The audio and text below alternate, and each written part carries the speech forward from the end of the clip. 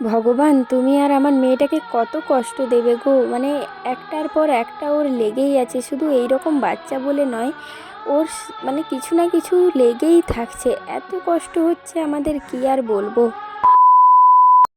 এখন সময়টা হচ্ছে ওই ভোর 5টে মতো, ভোর নয় মানে সকাল 5টা বলো, কারণ এতটাই চারিদিকে মানে আলো হয়ে গেছে। আর এই যে দেখো সূর্যি মামা উঁকি মারছে। হ্যালো বন্ধুরা, গুড মর্নিং। কেমন আছো সবাই? আশা করি খুব ভালো আছো এবং সুস্থ আছো। আজকে আবার একটা নতুন ব্লগে তোমাদেরকে অনেক অনেক ওয়েলকাম। দেখতেই পাচ্ছ ফুলের গাছে কত ফুল ফুটেছে, এখনও ফুল তুলতে যাওয়া হয়নি। আর এদিকে দেখতে পাচ্ছ রান্না বসিয়ে দিয়েছি, রান্না প্রায় শেষের দিকে। একদম শেষ নয়, আরও মাছের ঝোল হবে, রুই মাছের ঝোল। এটা ঐশীর বাবার জন্য করছি। চিংড়ি মাছের একটু মশলা মশলা করছি। ও বললো মিষ্টি মিষ্টি খাবো না, একটু ঝাল ঝাল করে দিতে। মানে মিষ্টি মিষ্টি মানে ও নারকেল দিয়ে খাবে না। তো ঠিক আছে, সেই রকমই মশলা বেটে ওর জন্য একটু চিংড়ি মাছটা করে দিলাম। দেখো কেমন হয়েছে, খেতে তো খুব টেস্টি হয়েছিল। তো কি বলো তো, এটা না আজকে ওকে দেবো আর বাকিটা রেখে দেবো কালকের জন্য। বেশি করে নিলাম, মানে একই রান্না দুদিন ধরে করতে ইচ্ছে করে না। আর এখানে দেখো চাউমিনের জন্য সবজিটা কেটে নিয়েছি, মাছটা নামিয়েই চাউমিনটা করে নেব, তারপর রুই মাছের ঝোলটা করব। আর তোমাদেরকে না চাউমিনটা দেখানোর মানে সময় পাইনি আর মনেও থাকেনি। তো আজকে কী কী রান্না হয়েছে দেখিয়ে দিই। এখানে দেখো মাছের ঝোল, মানে আমাদের তিনজনের, ঐশীর, আমার, ওর ঠাম্মি। আর এখানে চিংড়ি মাছটা আছে, ওর বাবা তো খেয়ে বেরিয়ে গেছে। আর এখানে দেখো ওলের তরকারি করেছি। আর ঐশীর জন্য একটু কুমড়ো ভাজা করেছি, আর আমাদের জন্য উচ্ছে ভাতে দিয়েছি। আর লাস্টে ঐশীর ঠাম্মি একটু তিল ভেজেছিল, সেটা এখন হয়নি, আমি যখন স্নান করতে গিয়েছিলাম এসে দেখলাম ভেজে রেখেছে। আর এখানে দেখো গ্যাস পরিষ্কার করে নিয়েছি, বাসনও ধুয়ে নিয়েছি, গোছানো হয়ে গেছে, শুধু কড়াইটা আছে। আর ঐশীকে আমার ওষুধ খাওয়ানো আজকে হয়ে গেছে। এই যে মধুটা এখানে আছে, এটা এখন জায়গা মতো রেখে দিন, না হলে কাঁচের শিশি ঐশী কখন ফেলে দেবে তার ঠিক নেই। আর ঐশীকে রোজ ওই যে তুলসী পাতার মধুর রস খাওয়াবো করে করে রোজই ভুলে যায়। মানে সকালটায় এতটাই মানে চাপ থাকে না, ওগুলো মনেই থাকে না। আজকে মানে খুব ইচ্ছে ছিল যে খাওয়াবো, কিন্তু ভুলে গেছি জানো তো। দেখি কালকে যদি মনে থাকে। তো এইদিকে দেখো কৌটোটাও বাইরে ছিল, রেখে দিলাম। আর এখন বাজে ওই 11টা 10 মতো। ঐশীকে ওর যে ইনো টাইপের যে ওষুধটা আছে, মানে ইনো তো এরকম জলে দিলে এরকম ফেনা হয়ে উঠে যায় না, তাই বললাম। তো ইনো টাইপেরই ওষুধ এটা।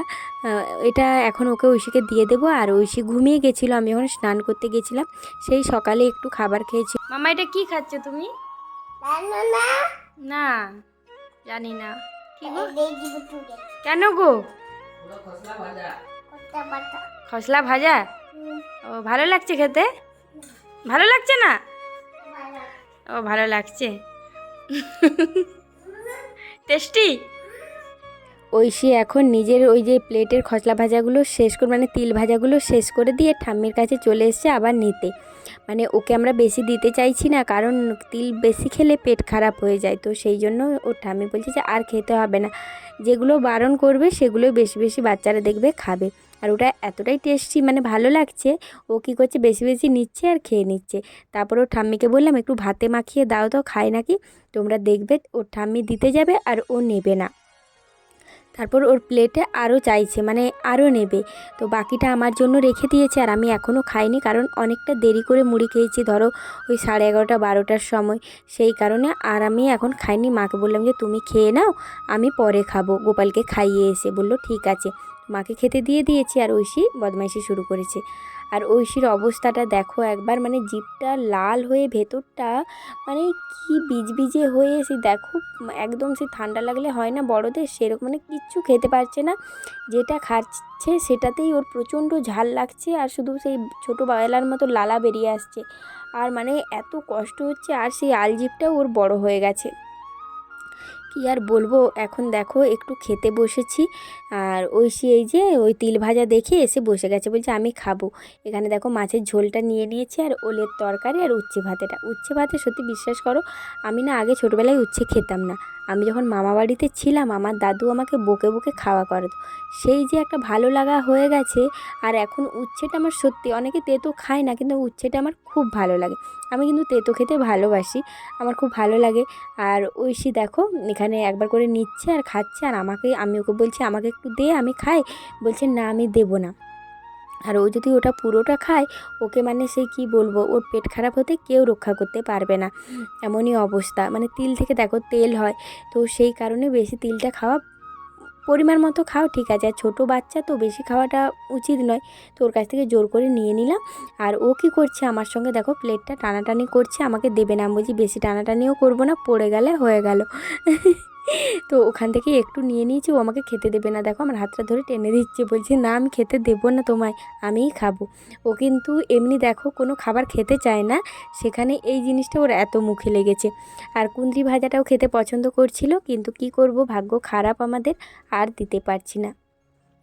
এখানে দেখো এখন নিয়েছি ওই যে গোপালের ক্ষীর এনেছিলাম না দোকান থেকে কিনে, ওই ক্ষীরটা থেকে গেছে, তো সেটাই ভাবলাম এখন খেয়ে নিই। সবাইকে দিয়েছিলাম এখান থেকে একটু করে, আর বাকি অর্ধেকটা আছে। আর এইদিকে দেখো চাও বসিয়ে দিয়েছি, বিকেল হয়ে গেছে, আমি লাইভ করছিলাম, লাইভ শেষ করে এসে এই যে চা বসিয়েছি, চা খাবো। তো কি বলো তো, সকালে চা খাওয়া হয়নি আজকে, মানে আমি কোনো দিনই সকালে চা খাওয়ার টাইম পাই না, স্নান করে যখন আসি 11:30 12টা, তখন আর হয় না যে চা খাই। আর এদিকে দেখো এখন আমি ক্ষীরটা খেয়ে নিচ্ছি, তারপর চা খাই। আর আমি ঐশীকে দেবো না এখন।